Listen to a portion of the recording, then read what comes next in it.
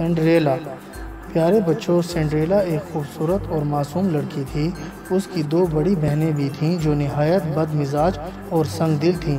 وہ گھر کا سارا کام کاج سنڈریلا سے کرواتی تھیں۔ اسے نہ تو اچھی خوراک دیتی تھی اور نہ اچھا لباس۔ سنڈریلا کا باپ بھی اس کی بے بسی پر کڑھتا لیکن کچھ نہ کر سکتا تھا، کیونکہ دونوں بڑی بہنیں اس کی ایک نہ سنتی تھیں۔ انہوں نے سنڈریلا کو ملازم بنا کر رکھا ہوا تھا۔ سنڈریلا بیچاری خاموشی سے ان کا ہر حکم مانتی رہتی تھی۔ ایک دن بادشاہ کا ایک قاصد آیا اور پیغام دیا کہ بادشاہ نے اپنے محل میں اپنی تمام رعایا کی دعوت عام کی ہے، لہٰذا وہ سب دعوت میں شریک ہوں۔ سنڈریلا نے پیغام وصول کیا اور اپنی بڑی بہنوں سے کہا کہ وہ بھی اس دعوت میں شریک ہوگی۔ اس کی بہنوں نے نفرت سے ناک چڑھا کر کہا، ہرگز نہیں، تمہارے پاس تو کوئی اچھا لباس بھی نہیں ہے جسے تم پہن کر بادشاہ کے محل میں جا سکو۔ تم صرف ہم دونوں بہنوں کا ہار سنگار کر کے ہمیں تیار کرو گی اور ہماری غیر موجودگی میں گھر کا سارا کام کاج کرو گی۔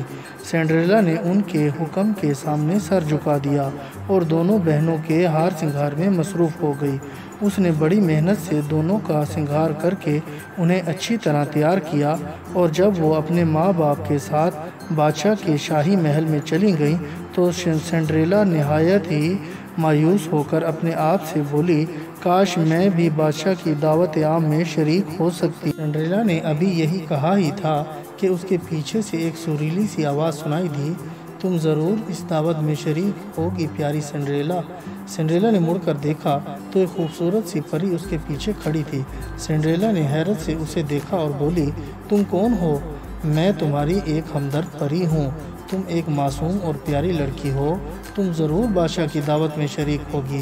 ایسا کرو کہ تم باہر باغ سے ایک کدو توڑ لاؤ، میں اپنی جادو کی چھڑی سے اسے پالکی بنا دوں گی، اور باورچی خانے سے چوہے دان لے آؤ، میں ان چوہوں کو پالکی کے گھوڑے بنا دوں گی، اور اپنی بہنوں کے گڈے بھی لے آؤ، انہیں میں بگی کا کوچوان بنا دوں گی، اور پھر تمہیں بھی اپنی جادو کی چھڑی سے خوبصورت حسین و جمیل شہزادی بنا دوں گی۔ سنڈریلا وہ سب چیزیں لے آئی تو ہمدرد پری نے اپنی جادو کی چھڑی سے یہ سب چیزیں بنا دیں اور سنڈریلا کو بھی ایک حسین و جمیل شہزادی بنا دیا۔ اس کے جسم پر ایک عالی شان لباس سج گیا اور سر پر ہیروں سے جڑا چمکتا دمکتا تاج اپنی بہار دکھانے لگا، اور ہمدرد پری بولی، پیاری سنڈریلا، یاد رکھنا میرے اس جادو کا اثر رات کو 12 بجے تک ہی رہے گا۔ رات کے 12 بجتے ہی جادو ختم ہو جائے گا اور سب چیزیں اصل حالت میں آ جائیں گی، اس لیے تم 12 بجتے ہی گھر واپس آ جانا۔ یہ کہہ کر پری غائب ہو گئی اور سنڈریلا خوشی خوشی اپنی شاندار بگی میں بیٹھ کر شاہی محل کی طرف روانہ ہوئی۔ وہ جہاں سے بھی گزرتی لوگ جھک کر اسے سلام کرتے۔ وہ سمجھ رہے تھے کہ سنڈریلا کسی ملک کی شہزادی ہے۔ بگی میں بیٹھی سنڈریلا واقعی کسی ملک کی شہزادی لگ رہی تھی۔ سنڈریلا کی بگی 2 کوچوان چلا رہے تھے اور بگی کے پیچھے والے حصے میں بھی 2 باوردی ملازم باادب کھڑے ہوئے تھے۔ سنڈریلا کی چمک دمک تو واقعی دیکھنے والی تھی۔ سنڈریلا اسی شاہانہ انداز میں شاہی محل جا پہنچی۔ وہاں اس کا نہایت ہی عالی شان استقبال کیا گیا۔ سنڈریلا شاہی محل کے سامنے بگی سے نیچے اتری تو وہاں موجود شاہی ملازموں نے جھک کر اس کا استقبال کیا۔ بادشاہ کا ہونہار شہزادہ بھی وہاں موجود تھا۔ اس نے سنڈریلا کو دیکھا تو بہت خوش ہوا۔ سنڈریلا اسے بہت ہی پسند آئی۔ اس نے سوچا کہ کاش وہ اس پیاری شہزادیوں جیسی لڑکی سے شادی کر سکے۔ سنڈریلا شاہی محل کے دروازے پر آئی تو شہزادے نے خوشی سے اس کا استقبال کیا اور نہایت عزت و احترام سے سنڈریلا کو محل کے اندر لے گیا۔ محل میں بے شمار لوگ آئے ہوئے تھے۔ سنڈریلا کی بہنیں بھی وہاں موجود تھیں۔ انہوں نے سنڈریلا کو دیکھا لیکن اس کی شان و شوکت دیکھ کر وہ سنڈریلا کو نہ پہچان سکیں۔ شہزادے نے سنڈریلا کو بادشاہ اور ملکہ سے بھی ملوایا اور انہیں بھی سنڈریلا بے حد پسند آئی۔ سنڈریلا شاہی دعوت میں خوشی خوشی پھر رہی تھی کہ اچانک بڑے گھڑیال نے رات کے 12 بجنے کا اعلان کیا۔ یہ دیکھ کر تو سنڈریلا گھبرا گئی، کیونکہ پری کا اب جادو تو ختم ہو رہا تھا۔ سنڈریلا فوراً محل سے بھاگی تاکہ جادو کا اثر ختم ہونے سے پہلے گھر پہنچ جائے۔ شہزادے نے سنڈریلا کو یوں گھبراہٹ میں بھاگتے ہوئے دیکھا تو لپک کر اسے روکنے کی کوشش کی، لیکن سنڈریلا نہ رکی۔ گھبراہٹ میں اس کی ایک جوتی بھی اتر کر محل کی سیڑھیوں میں لڑک گئی۔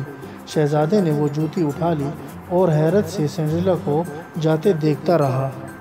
جوں ہی سنڈریلا گھر پہنچی تو پری کا جادو ختم ہو گیا، بگھی دوبارہ کدو بن گئی، گھوڑوں نے چوہوں کی شکل اختیار کر لی اور کوچوان بے جان گڈے بن گئے۔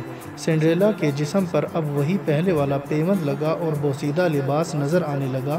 کچھ دیر بعد سنڈریلا کی بہنیں بھی گھر واپس آ گئیں اور حسرت سے اسے بتانے لگیں کہ کس طرح ایک شہزادی محل میں آئی اور کس طرح شہزادے نے اس کی آؤ بھگت کی اور کس طرح وہ بھاگ گئی۔ یہ سن کر سنڈریلا مسکرانے لگی۔ دراصل اس کی بہنیں یہ چاہتی تھیں کہ ان میں سے کسی ایک کی شادی شہزادے سے ہو جائے۔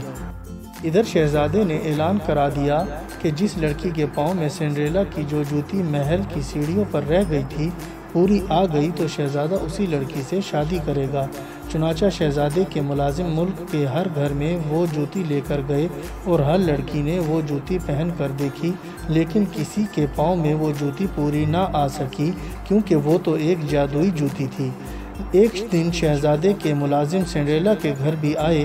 سنڈریلا کی بہنوں نے باری باری وہ جوتی بھی پہنی، لیکن دونوں میں سے کسی کے پاؤں میں پوری نہ آ سکی۔ یہ دیکھ کر ملازموں نے پوچھا، گھر میں کوئی اور لڑکی تو نہیں ہے؟ سنڈریلا کی بہنوں نے حسد کے مارے انہیں سنڈریلا کے بارے میں کچھ نہ بتایا، لیکن سنڈریلا کے باپ سے یہ برداشت نہ ہو سکا اور اس نے ملازموں سے کہا کہ گھر میں اس کی سب سے چھوٹی بیٹی سنڈریلا بھی ہے، یہ جوتی اسے بھی پہنا کر دیکھیں۔ چنانچہ جب سنڈریلا نے وہ جوتی پہنی تو وہ اس کے پاؤں میں بالکل پوری فٹ آ گئی۔ یہ دیکھ کر ملازم فوراً شہزادے کے پاس گئے اور اسے حقیقت سے آگاہ کیا۔ شہزادے نے سنڈریلا کو شاہی محل بلوایا اور اسے دیکھتے ہی پہچان بھی گیا۔ سنڈریلا نے بھی ساری کہانی شہزادے کو سنا دی۔ یوں سنڈریلا کی شادی شہزادے سے ہو گئی اور وہ ایک لاچار و بے بس لڑکی کی بجائے ملک کی شہزادی بن گئی۔ اور بچوں، میں امید کرتا ہوں کہ آپ کو میری یہ کہانی پسند آئی ہوگی اور آپ اس کو لائک، شیئر اور کمنٹس بھی کریں گے، اور سب سے ضروری بات یہ ہے کہ آپ میرے اس چینل کو سبسکرائب کرنا نہ بھولیے گا، اس سے آپ کو میری نئی کہانیوں کا بھی پتہ چلتا رہے گا۔ اور اب میں اجازت چاہتا ہوں، اپنا بہت خیال رکھیے گا۔ اللہ حافظ۔